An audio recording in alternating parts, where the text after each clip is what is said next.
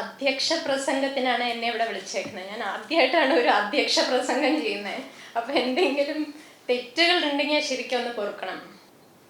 ഈ ഒരു പ്രോഗ്രാം നമ്മൾ നടത്തുന്നത് actually international childhood cancer day, അതായത് ലോക കുട്ടികളുടെ ക്യാൻസറിൻ്റെ ദിനോട് അനുബന്ധിച്ചാണ്. അത് ഇന്നലെയായിരുന്നു, പക്ഷെ ഇങ്ങനെ ഇന്നൊരു പ്രോഗ്രാം നടത്തുന്ന കാരണം നമ്മൾ ഇന്ന് തന്നെ അതിൻ്റെ ഭാഗമായിട്ടുള്ള പരിപാടികൾ നടത്താം എന്ന് വിചാരിച്ചു. അപ്പോൾ ഈ ദിനത്തിൽ ശരിക്കും പറഞ്ഞാൽ നമ്മളെല്ലാവരും എന്താ ചെയ്യുന്നത്? ഈ മേഖലയിലുള്ള ഡോക്ടർമാർ, ആരോഗ്യ പ്രവർത്തകർ എല്ലാവരും കൂടെ ഈ കുട്ടികളുടെ ക്യാൻസറിനെ പറ്റിയിട്ടുള്ള തെറ്റിദ്ധാരണകൾ, മിഥ്യകൾ ഇതെല്ലാം അകറ്റാൻ നോക്കുന്ന ഒരു ദിവസമാണ്. ഞങ്ങളും ഞങ്ങളുടെ ഡിപ്പാർട്ട്മെൻ്റ് ഭാഗമായിട്ട് കുറച്ചൊക്കെ കാര്യങ്ങൾ ആക്ച്വലി 2-3 ദിവസമായിട്ട് ചെയ്യുന്നുണ്ട്. ഡോക്ടർ കൃഷ്ണൻ കുട്ടികളുടെ ഡോക്ടർമാർക്ക് ഒരു പ്രബന്ധം, അതിൻ്റെ ഈ കുട്ടികളുടെ ക്യാൻസറിൻ്റെ ചികിത്സയെ പറ്റിയിട്ടുള്ള സങ്കീർണതകൾ കുട്ടികളുടെ ഡോക്ടർമാർക്ക് പറഞ്ഞു കൊടുത്തു. ഞാനൊരു ചെറിയൊരു പ്രോഗ്രാം ആകാശവാണിയിൽ ചെയ്തു. ഇന്നലെ രാത്രിയാണ് അത് പ്രക്ഷേപണം ചെയ്തത്. അപ്പോൾ അങ്ങനെ പല കാര്യങ്ങളും നടക്കുന്ന ദിവസമാണ് കുട്ടികളുടെ ഈ ഒരു ദിവസം. ഈ വർഷത്തെ ശരിക്കും പറഞ്ഞു കഴിഞ്ഞാൽ തീം എന്ന് പറയുന്നത് അൺവീലിംഗ് ചാലഞ്ചസ്, അതായത് നമ്മുടെ കുട്ടികളുടെ വെല്ലുവിളികൾ, ഈ ക്യാൻസറിൽ അനുബന്ധിച്ചുള്ള വെല്ലുവിളികൾ പുറത്തു കൊണ്ടുവരിക എന്നാണ് ഈ വർഷത്തെ തീം. അതായത് ചിന്താ വിഷയം ഉള്ളത് ഇങ്ങനൊരു തീമാണ്. ഇതോടനുബന്ധിച്ച് ഞാൻ 2-3 കാര്യങ്ങൾ പറയാം എന്ന് വിചാരിച്ചു. അതായത് നമ്മളിവിടെ റിസർച്ച് സെൻ്റർ ആണല്ലോ, കുറേ അധികം റിസർച്ചുകൾ ഇവിടെ നടക്കുന്നുണ്ട്. നമ്മുടെ കുട്ടികളുടെ ഡിപ്പാർട്ട്മെൻറ്റിൽ ശരിക്കും 10-12 പഠനങ്ങൾ നടക്കുന്നുണ്ട്. ഒരു പഠനത്തിനെ പറ്റിയാണ് ഞാൻ പറയാൻ ഉദ്ദേശിക്കുന്നത്. അപ്പം ഇതൊരു നീണ്ട ഒരു 3 വർഷത്തെ ഞങ്ങളുടെ പ്രയത്നത്തിൻ്റെ ഭാഗമായിട്ട് നമ്മൾ പബ്ലിഷ് ചെയ്ത റിസർച്ചാണ്. കഴിഞ്ഞ ഡിസംബറിൽ, അതായത് 2023 ഡിസംബറിൽ ഇത് പ്രസിദ്ധീകരിച്ചു വന്നു. ഇന്ത്യയിൽ തന്നെയുള്ള വലിയ ജേർണലായ പീഡിയാട്രിക് ഹെമറ്റോ ഓൺകോളജി ജേർണൽ, കുട്ടികളുടെ ക്യാൻസറിലുള്ള ഇന്ത്യയിൽ നിന്നുള്ള ഏറ്റവും വലിയ പ്രസിദ്ധീകരണമാണ്. അതിൽ പ്രസിദ്ധീകരിച്ചു വന്നു. അതിനെപ്പറ്റി 2-3 കാര്യങ്ങൾ ഞാൻ പറയാം. ഈ റിസർച്ചിൽ നമ്മൾ ചെയ്തത് എന്താണെന്ന് വെച്ചാൽ, കമ്മ്യൂണിറ്റി ഓൺകോളജി ഡിപ്പാർട്ട്മെൻറ്റിൻ്റെ ഭാഗമായിട്ട് നിങ്ങൾക്ക് എല്ലാവർക്കും അറിയാം, ആഴ്ച തോറും നമ്മൾ ക്യാമ്പുകൾ നടത്തുന്നുണ്ട്.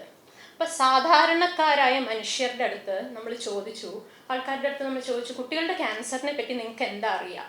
അപ്പം അതിൽ കുറേ കാര്യങ്ങൾ ചോദിച്ചു. നിങ്ങൾക്ക് ഈ ക്യാൻസറിനെ പറ്റി അറിയുമോ? കുട്ടികൾക്ക് ക്യാൻസർ വരുമോ? ഇത് മാറാൻ സാധ്യതയുണ്ടോ? ഇത് വരാൻ കാരണം എന്താണ്? ഇങ്ങനത്തെ കുറേ സാധാരണമായ ചോദ്യങ്ങളാണ് നമ്മൾ ചോദിച്ചത്.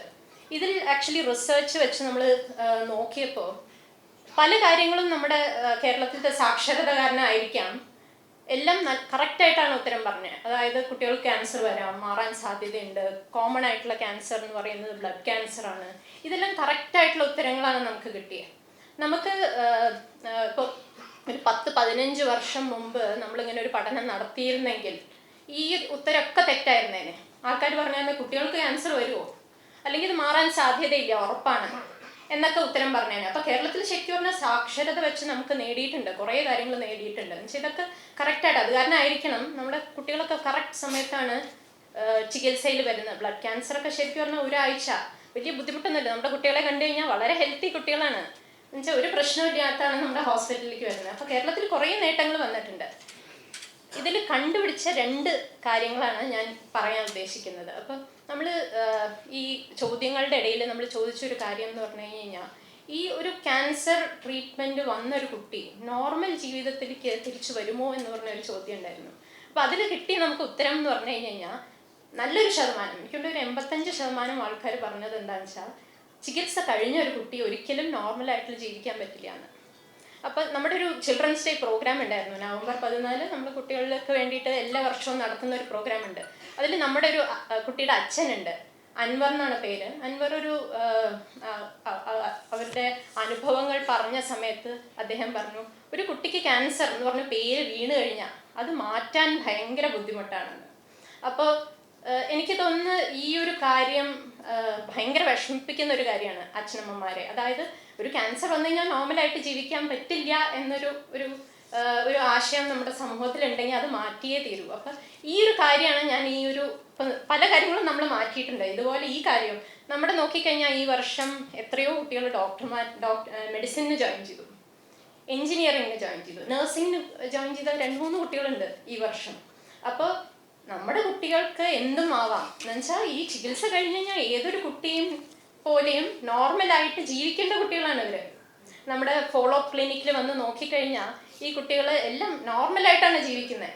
പക്ഷേ സമൂഹത്തിൽ ആ ഒരു പേര് വീണ് കഴിഞ്ഞ് കഴിഞ്ഞാൽ, ആ ക്യാൻസർ വന്ന കുട്ടിയല്ലേ, 10-15 വർഷം കഴിഞ്ഞാലും ആ ഒരു പേരാണ് കിട്ടുന്നതെന്നാണ് അൻവർ എന്ന് പറഞ്ഞത്. അപ്പോൾ ഇത് ശരിക്കും പറഞ്ഞാൽ നമുക്ക് ഈ ഒരു മിഥ്യ നമുക്ക് മാറ്റിയേ പറ്റുള്ളൂ. നമ്മൾ വേറെ ഒരു പഠനത്തിൻ്റെ കാര്യം കൂടി ഞാൻ പറയട്ടെ, ബിക്കോസ് റിസർച്ച് ചെയ്യുന്നതാണ്, കാരണം പഠനം എല്ലാവരുടെയും അടുത്ത് എത്തേണ്ടതല്ലേ.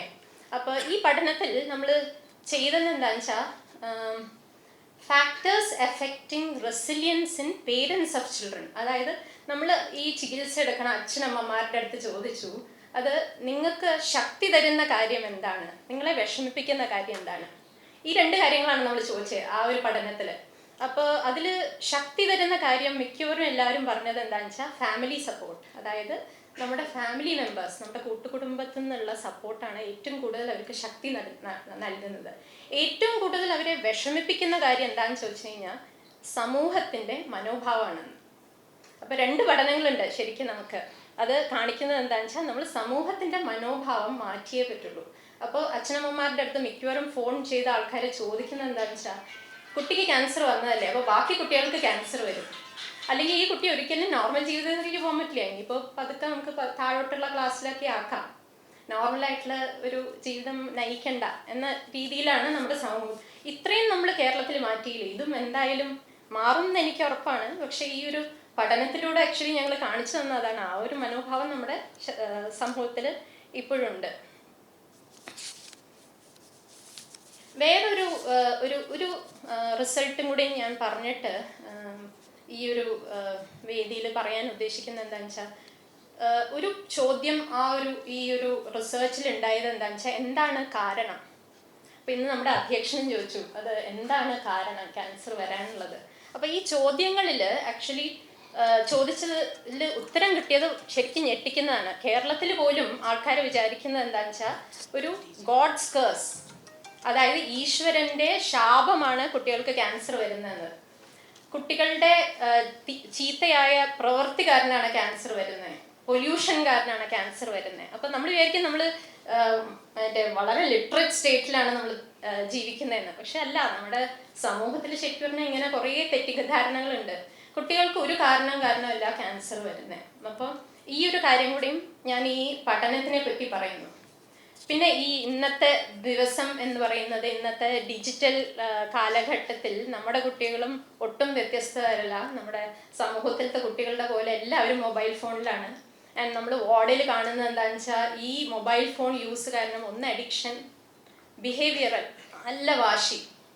അപ്പോൾ വാർഡിലത്തെയൊക്കെ കരച്ചിൽ കണ്ടു കഴിഞ്ഞാൽ നമ്മൾ അത്ഭുതപ്പെട്ടു പെടും. ഫോൺ കിട്ടാനുള്ള വാശിയാണ് മിക്ക ആൾക്കാരും.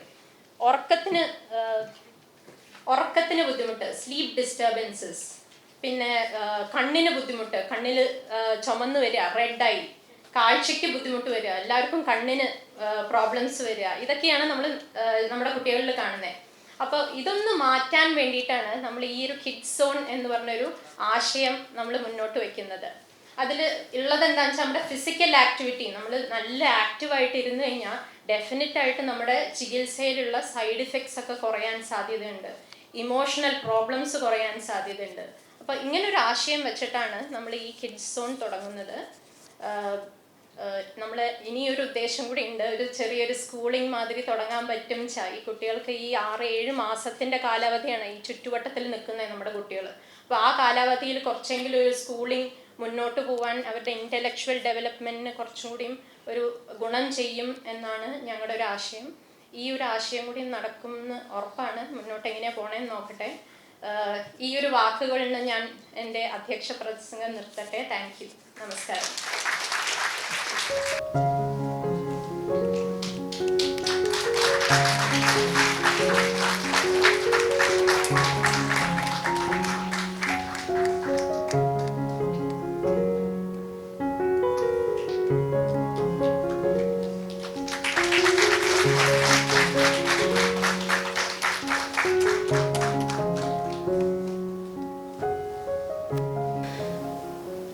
ഈ പരിപാടിയിലെ അധ്യക്ഷ ഡോക്ടർ യാമിനി, വേദിയിലിരിക്കുന്ന മറ്റ് ഡോക്ടർമാർ, respected members, ladies and gentlemen, ശരിക്കും 2-3 ദിവസം മുമ്പാണ് എനിക്ക് ഇങ്ങനെ ഒരു കുട്ടികൾ, ഡോക്ടർ പറഞ്ഞ പോലെ എല്ലാ ആൾക്കാരും കുറേ കറക്റ്റായിട്ട് ആൻസർ കൊടുത്തിട്ടുണ്ടായിരുന്നു, കുട്ടികളുടെ ക്യാൻസർ വരാം. But I was not aware. എനിക്ക് വരുമ്പോൾ തന്നെയാണ് ഡോക്ടർക്ക് തന്നെ ചില കുട്ടികൾക്ക് ക്യാൻസർ വരുന്നുണ്ട്, അതിന് ശരിക്കും എനിക്ക് ഐഡിയ ഇല്ലായിരുന്നു.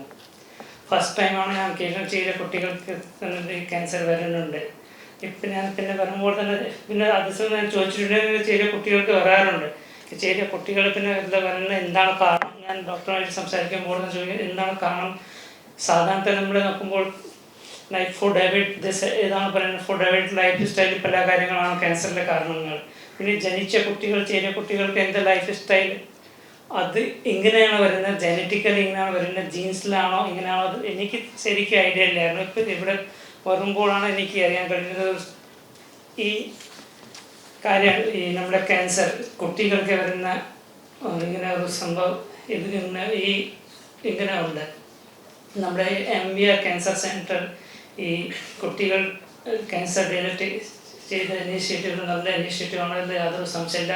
കാരണം നമ്മുടെ ഇവിടെ വരുന്ന കുട്ടികൾക്ക് സാധാരണ തെപ്പ് നമ്മളെല്ലാവർക്കും അറിയാമോ. ഇപ്പോൾ കുട്ടികൾക്ക് എല്ലാവർക്കും, വലിയ ആൾക്കാർക്ക്, അഡൾട്ട്, മെച്യൂർ, നമ്മുടെ ഓൾഡ് ഏജ്, എല്ലാ ആൾക്കാർക്കും ഒറ്റ അഡിക്ഷനാണ് ഫോൺ.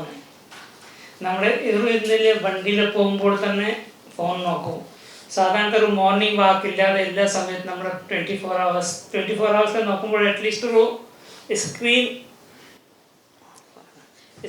സ്ക്രീൻ നോക്കുമ്പോൾ at least 4 to 5 hours per day ആൾക്കാരുടെ screen time ഉണ്ടാവായിരിക്കും. 4 to 5 hours to 3 to 4 hours. Like for professional like us, many times we have to work on the laptop, like computer and other.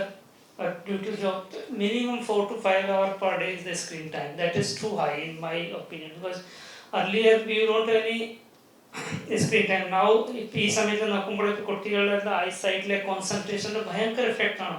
I have 2 young kids. അവർ concentrate ചെയ്യാൻ പറ്റുന്നില്ല. അവർക്ക് they are all every time thinking differently, because whatever they are seeing in the computer or this new kind of games and videos, they are all in that world. So if you say something, they will hardly concentrate for few minutes. After that, generally they won't listen to you. They will see here and there.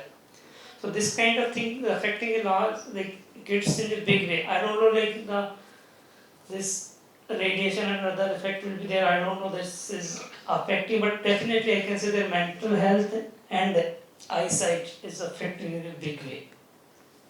So the initiative, like making a new children's play area, definitely encourage the kids to leave the device and come to play at particular area and they will spend night time. And we know that maybe the children may be not aware regarding that kind of what stage they are, but parents, madam told that there is study conducted, research conducted, different kind of response them. Like support, definitely family is only support, because ഞാൻ ജനിച്ച ഒരു ചെറിയ ഗ്രാമത്തിലാണോ, സാധാരണ നമ്മുടെ cancer കേൾക്കാതെ ഇങ്ങനെ ഉണ്ടായിരുന്നു. പിന്നെ അടുത്ത കാലത്ത് എൻ്റെ വീട്ടിലെ അടുത്ത് 2 ടീച്ചർമാർ ഒരു എൻ്റെ ഏജിലെ 1-2 കുറച്ച് പറഞ്ഞു, 2 പേർക്ക് ക്യാൻസറിനെ ബാധിച്ചു തന്നു. അവർക്ക് ഞങ്ങളുടെ കീമോ ചെയ്തിട്ട് ഇപ്പോൾ കുഴപ്പമില്ല. But still, like whenever it was detected, the trauma the family was going on, it was like unbearable kind of things. They left everything. But now after treatment, they are okay. So, maybe the research already conducted how this after treatment, how the children's life will be there. Definitely, they will be following the cases, and I hope that after the, because I am not aware, so I can't say. But you people are the expert in this field, so you may be knowing that how the children's life will be. So according to that, with the same time, according to this treatment, there will be some counseling kind of things may be also taken up for the parents, especially how your kid will be in the future. That will be much more useful for the parents, and same times they will take care and better with the kids. And this word, or I will say this word only because I have some urgent engagement. Just got a call from the headquarters. I am just moving out. Thank you for me giving this opportunity. Thank you, Jai Hind. ഈ എത്രയധികം പ്രശ്നങ്ങളുടെ ഇടയിലെ കൂടി ഇങ്ങനെയുള്ള കാര്യങ്ങൾക്ക് സമയം കണ്ടെത്തുക എന്നുള്ളത് ഒരു അദ്ദേഹത്തിൻ്റെ പോസ്റ്റിലിരിക്കുന്ന കമ്മീഷണർ ഓഫ് പോലീസ് DIG ആയിട്ടുള്ള അദ്ദേഹത്തിൻ്റെ പക്ഷേ ആ ഒരു താല്പര്യം സോഷ്യൽ കമ്മിറ്റ്മെൻറ്റ് വളരെ പ്രകടമാണ്. അധികം പൊതുവേദികളിൽ അദ്ദേഹത്തിനെ കണ്ടിട്ടില്ല, പക്ഷേ വളരെയധികം ഇൻട്രസ്റ്റോടുകൂടി നമ്മുടെ ഈ പരിപാടിക്ക് വിളിച്ചപ്പോൾ തന്നെ വരികയും വളരെ ഷോർട്ട് നോട്ടീസിലാണ് പറഞ്ഞത്. അദ്ദേഹം തന്നെ പറഞ്ഞല്ലോ. എന്തായാലും ഇത് ചെയ്യാൻ സാധിച്ചതിൽ വളരെയധികം സന്തോഷം. അദ്ദേഹത്തിനോട് ആദ്യമേ നന്ദി പറയുകയാണ്. കുട്ടികളുടെ ക്യാൻസർ ഒരു വർദ്ധിച്ചു വരുന്ന ഒരു കാലഘട്ടത്തിൽ തന്നെയാണ് നമ്മൾ ജീവിക്കുന്നത്.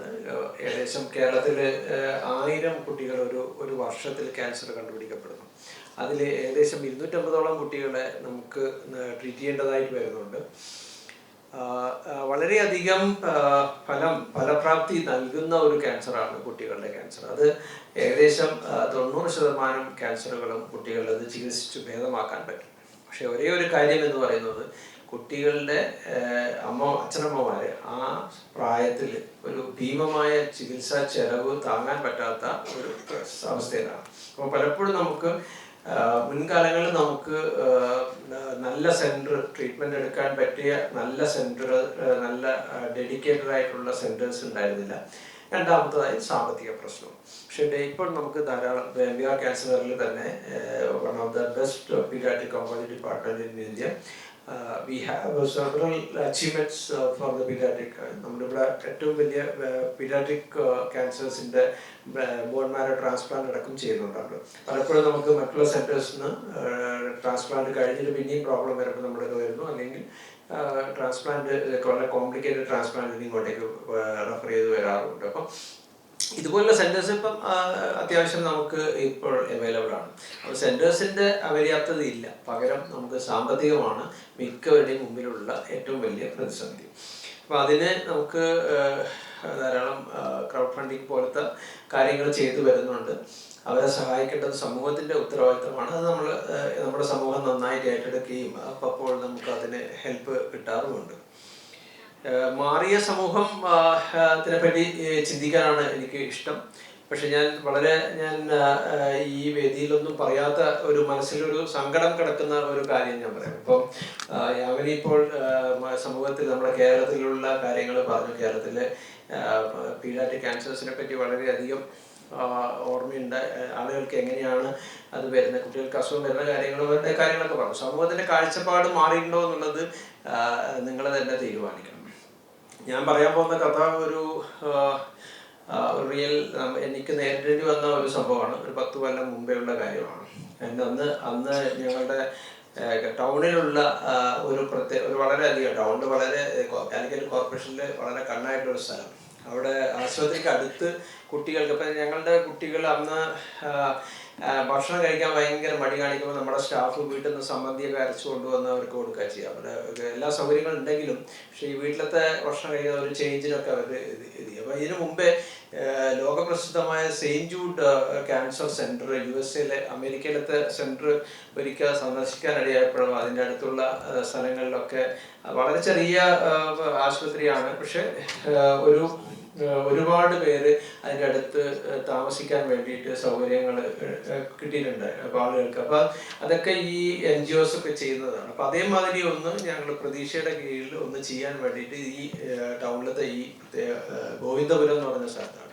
അപ്പോൾ അവിടെ ചെയ്യാൻ വേണ്ടിയിട്ട് നോക്കി. അപ്പം നോക്കി അതിൻ്റെ ഒരു വീട് ഐഡൻറ്റിഫൈ ചെയ്ത്, വളരെ ആശുപത്രിക്ക് അടുത്തൊരു വീട് ഐഡൻറ്റിഫൈ ചെയ്ത് ആ വീട് ഞാൻ ആദ്യമായിട്ട് കാണാൻ വേണ്ടി പോയ സമയത്ത് എൻ്റെ ഹൈറ്റിലോളം ഒരു മുറിയിൽ ഈ മദ്യക്കുപ്പികൾ കൂട്ടിയിട്ടിരിക്കുന്നു. ഒരു കിണറും ഒരു നല്ല കിണറുണ്ട്. അതാണ് എൻ്റെ വലിയൊരു അട്രാക്ഷൻ. വലിയൊരു വീടുമായിരുന്നു. അപ്പം മുഴുവനായിട്ട് വൃത്തികേടും ഇതൊക്കെയായിരുന്നു. അവിടെ ഒരു ബാറിലത്തെ സ്റ്റാഫ് ഒരുപാട് പേര് ക്രൗഡഡായിട്ട് താമസിച്ചിരുന്നതാണ്. അപ്പം ഭയങ്കര പരിസരങ്ങളൊക്കെ വൃത്തികേടായിരുന്നു. അപ്പം ഞങ്ങളതൊക്കെ എടുത്ത് വൃത്തിയാക്കി ഞങ്ങളെല്ലാം റെഡിയായി കഴിഞ്ഞപ്പം ആ റെസിഡൻസ് അസോസിയേഷൻ വന്നു. അപ്പോൾ ഇവിടെ എന്താ ചെയ്യാൻ പോകുന്നത് നമ്മൾ അറിഞ്ഞു. ക്യാൻസർ പേഷ്യൻസിനെ ഇവിടെ കൊണ്ടുവരികയാണ്. ക്യാൻസർ പേഷ്യൻസിനെ ഇവിടെ കൊണ്ടുവരാൻ പാടില്ല. എനിക്കൊരു നോട്ടീസ് കിട്ടി ഒരു ദിവസം. ഞാനന്ന് ഇതേമാതിരി വിദേശത്തൊരു പരിപാടിക്ക് പോയിട്ട് വന്ന അന്ന് എനിക്ക് ഗഡേജ കോർപ്പറേഷൻ ആൾക്കാർ വരുന്നു, ബാക്കിയുള്ള കിട്ടുന്ന ആൾക്കാർ വരുന്നു. അപ്പോൾ അതിൻ്റെ പ്രധാന പരാതി എന്താണെന്നുള്ളത് എന്നോട് ആരും പറഞ്ഞില്ലായിരുന്നു ആദ്യം. പക്ഷെ ഞാൻ പിന്നെ ഈ കോർപ്പറേഷനിൽ പോയി അറിഞ്ഞപ്പോൾ പറഞ്ഞാൽ ഇവിടെ റെസിഡൻസ് അസോസിയേഷൻ കംപ്ലൈൻറ്റ് ചെയ്തിരിക്കുകയാണ്, ഇവിടെ ക്യാൻസർ പേഷ്യൻസിനെ കൊണ്ടുവരാൻ പാടില്ല എന്ന് പറഞ്ഞിട്ട്. അപ്പോൾ ഇതിനു മുമ്പേ ഏകദേശം 50-50ഓളം ബാറിലുള്ളവരും അവരുടെ സ്റ്റാഫും ഒക്കെ ഈ കള്ളു കുടിച്ച് അവിടെ ഒരു കിണറ്റിൻ്റെ മുമ്പിൽ നിന്നിട്ട് ഈ 50 പേരും കുളിക്കുന്നതിനൊന്നും ആർക്കും വിഷമമൊന്നും ഉണ്ടായിരുന്നില്ല. പക്ഷേ നമ്മളൊരു 10 ക്യാൻസർ രോഗികൾക്ക്, കുട്ടികൾക്ക് അവിടെ താമസിക്കാനുള്ള സൗകര്യം ചെയ്തു കൊടുക്കുന്നത് അറിഞ്ഞിട്ട് അവർ വല്ലാതെ ഈ പ്രശ്നം ഉണ്ടാക്കി. അപ്പോൾ അത് ഉണ്ടാക്കിയ സമയത്ത് ഞാൻ പറഞ്ഞു, നിങ്ങൾ ആരോടാണ് ചർച്ചയ്ക്ക് പോകേണ്ടത് പറഞ്ഞു. അപ്പം ചർച്ച വെക്കാമെന്ന് പറഞ്ഞു. അങ്ങനെ ചർച്ച വെച്ചു. അപ്പോൾ എൻ്റെ ബ്രദർ പറഞ്ഞു, നിനക്ക് ഇതിലൊന്നും പരിചയമില്ല, അപ്പം ഞാൻ കുറച്ച് ഇതൊക്കെ ഹാൻഡിൽ ചെയ്തിട്ടുള്ളതാണ്, അതുകൊണ്ട് ഞാൻ വരാൻ നിൻ്റെ കൂടെ എന്ന് പറഞ്ഞു. അപ്പം അങ്ങനെ ഞങ്ങളൊരു ദിവസം രാത്രിയിൽ ഈ ഇവരുടെ റെപ്രസെൻറ്റേറ്റീവ്സ് എന്ന് പറയുന്ന ആൾക്കാരുമായിട്ട് ചർച്ചയ്ക്ക് വേണ്ടി വരുന്നു. അപ്പം ഒരാൾ എഴുന്നേറ്റ് എന്നോട് പറഞ്ഞു, ഞാൻ മാർക്സിസ്റ്റ് പാർട്ടിയുടെ റെപ്രസെൻറ്റ് ചെയ്തിരുന്നു, മറ്റൊരാൾ BJPക്കാരനെ റെപ്രസെൻറ്റ് ചെയ്തിരിക്കുന്നു, മറ്റൊരാൾ ഇങ്ങനെ എല്ലാ പാർട്ടിക്കാരും ഉണ്ട്, ഒരു പാർട്ടിക്കാരും പോലും ഒഴിവില്ല. അപ്പം പറഞ്ഞു. അപ്പം ഞാൻ പറഞ്ഞു, നിങ്ങളെ എന്നെ അറിയോ, ഞാൻ ഭയങ്കര നാരായണത്ത് പേരിലാണ് ഡോക്ടറെ അറിയാം, പിന്നെ എൻ്റെ മരുമകള് എന്നൊക്കെ പറഞ്ഞിട്ട് ഒരാൾ പറഞ്ഞു, എൻ്റെ ഇന്നാളെ ട്രീറ്റ് ചെയ്തതാണ്, വേറൊരാൾ പറഞ്ഞു, വേറൊരാളെ പറഞ്ഞു. എല്ലാവരും നല്ല ലോങ് ടേം സർവൈവേഴ്സും നന്നായിട്ട് ക്യാൻസർ മാറിയിട്ടുള്ളവരുമാണ്. അപ്പം ഞാൻ ശരിക്കും സന്തോഷമായി. അപ്പം പിന്നെ എനിക്ക് എന്തായാലും പറയാം. അപ്പം അവർ പറയാ, നിങ്ങൾ പറയുന്നല്ലേ മാറിയിട്ടുണ്ട് എന്നുള്ളത്, ഞങ്ങളൊന്നും അവരുടെ വീട്ടിൽ പോയാൽ വെള്ളം കുടിക്കാറില്ല എന്ന് പറഞ്ഞു.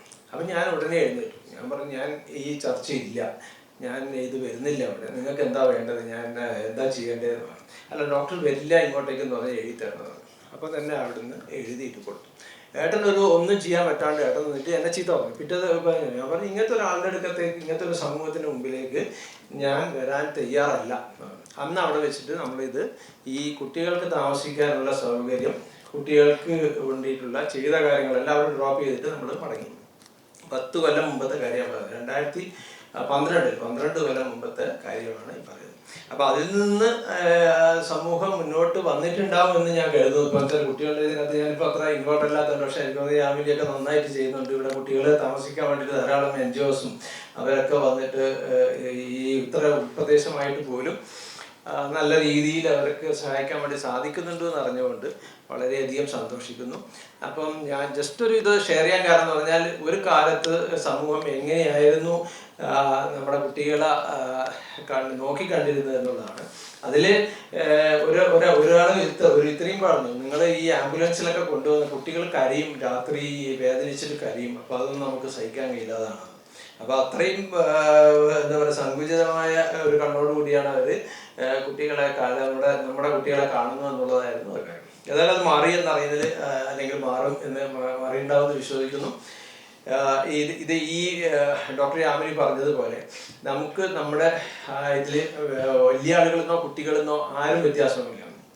ഞങ്ങൾ ഈ ആശുപത്രിയിൽ നല്ല ഡേ കെയർ സെൻ്ററൊക്കെ ഉണ്ടാക്കിയ സമയത്ത് നമ്മൾ ഏറ്റവും പ്രധാനമായിട്ട് ഊന്നൽ കൊടുത്തിരുന്ന ഒരു കാര്യം എന്ന് പറഞ്ഞാൽ വലിയ TV-യും ഓരോ എൻ്റർടൈൻമെൻറ്റ്, ഇവർക്ക് ഈ ഇഞ്ചക്ഷൻ എടുക്കുന്നത്, ഇഞ്ചക്ഷൻ പോകുന്നുണ്ട് എന്നുള്ളത് അറിയാൻ പാടില്ല എന്നുള്ള ഒരു ഉദ്ദേശത്തിൽ നമ്മൾ നല്ല എൻ്റർടൈൻമെൻറ്റ് സിസ്റ്റം ഒക്കെ ആയിരുന്നു. ഓരോ ബെഡിനായിട്ട് കണക്കാക്കിയിട്ട് നമ്മൾ TV-യൊക്കെ വെച്ചിട്ടുണ്ടെങ്കിലും, പിന്നൊരു കാലഘട്ടത്തിൽ നമ്മൾ കണ്ടിട്ടുള്ളതെന്ന് പറഞ്ഞാൽ TV ഒന്നും ആരും തുറക്കാറൊന്നുമില്ല. പകരം എല്ലാവരും ഈ മൊബൈലിൽ നോക്കിയിട്ടായിരുന്നു എല്ലാ കാലങ്ങൾ കഴിച്ചു കൂട്ടുന്നത്. ഇപ്പോഴും അങ്ങനെ തന്നെയാണ്.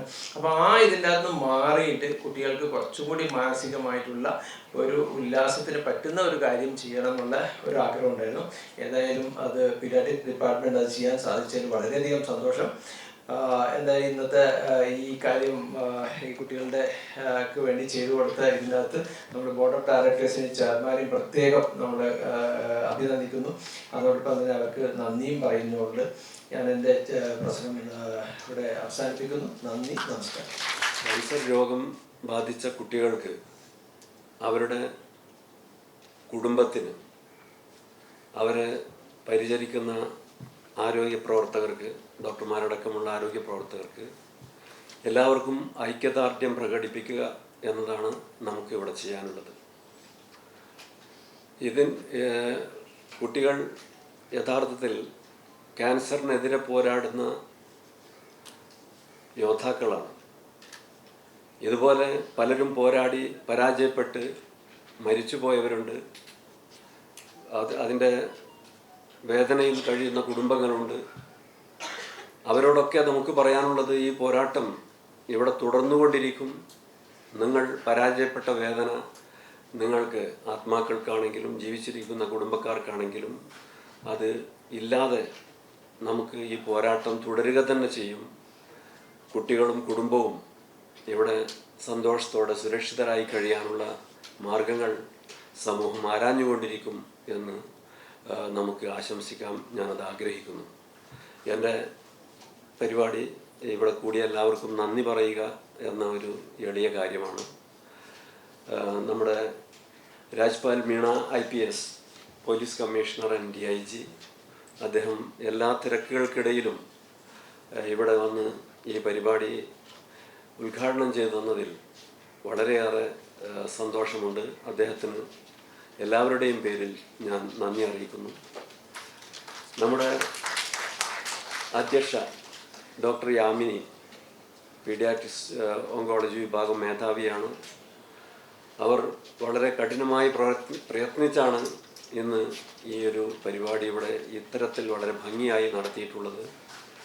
അവർ നടത്തിയ റിസർച്ച് പരിപാടികളെ പറ്റിയൊക്കെ അവർ പറഞ്ഞു. അവരുടെ സേവനം വളരെയേറെ മഹത്തായതാണ് ഈ സ്ഥാപനത്തിന്. ഇനിയും അത് ദീർഘകാലം തുടരട്ടെ എന്ന് ആശംസിക്കുന്നു. അവർക്ക് ഞാൻ എൻ്റെ ഹൃദയത്തിൻ്റെ ഭാഷയിൽ എല്ലാവർക്കും വേണ്ടി നന്ദി അറിയിക്കുന്നു. ഡോക്ടർ നാരായണൻകുട്ടി വാര്യർ ഇവിടെയുണ്ട്.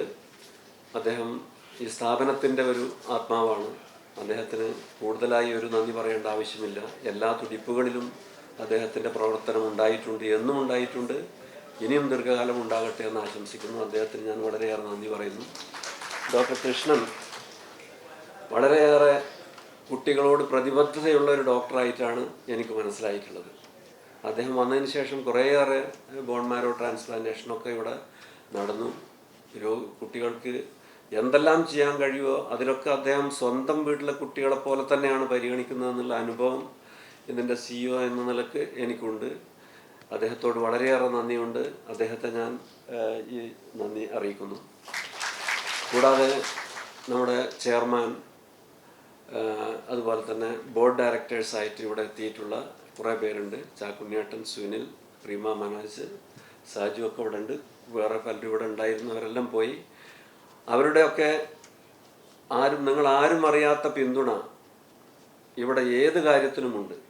ഇത് എല്ലാ പരിപാടികളും ഇവിടെ ഭംഗിയായി നടക്കാൻ അവരൊക്കെ വളരെയേറെ സഹായം ചെയ്തുകൊണ്ടിരിക്കുന്ന വ്യക്തികളാണ്.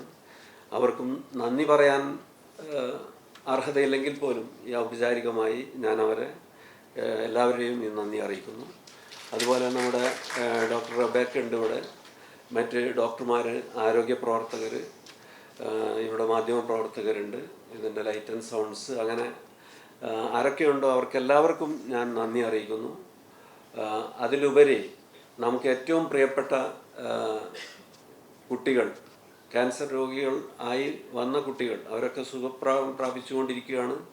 ഇപ്പോൾ അവരുടെ മനസ്സിൽ അങ്ങനെ ഒരു ബേജാറുണ്ടാവില്ല. അവരൊക്കെ ആരോഗ്യത്തോടു കൂടി മുന്നോട്ട് പോകുമെന്നുള്ളൊരു പ്രതീക്ഷയിൽ നിൽക്കുന്നതുകൊണ്ട് ക്യാൻസർ രോഗികളെന്ന് പറയുന്നില്ല, കുട്ടികളും രക്ഷിതാക്കളും ഇവിടെ ഉണ്ട്. അവർക്കും ഞാൻ എൻ്റെ ഹൃദയം നിറഞ്ഞ നന്ദി അറിയിക്കുന്നു. അതുപോലെ ഇനി ആർക്കെങ്കിലും വിട്ടുപോയിട്ടുണ്ടെങ്കിൽ, മാധ്യമപ്രവർത്തകർക്ക് ഞാൻ നന്ദി പറഞ്ഞു, ആർക്കെങ്കിലും വിട്ടുപോയിട്ടുണ്ടെങ്കിൽ ക്ഷമിക്കണം. എല്ലാവർക്കും നന്ദി അറിയിച്ചുകൊണ്ട് നിർത്തുന്നു.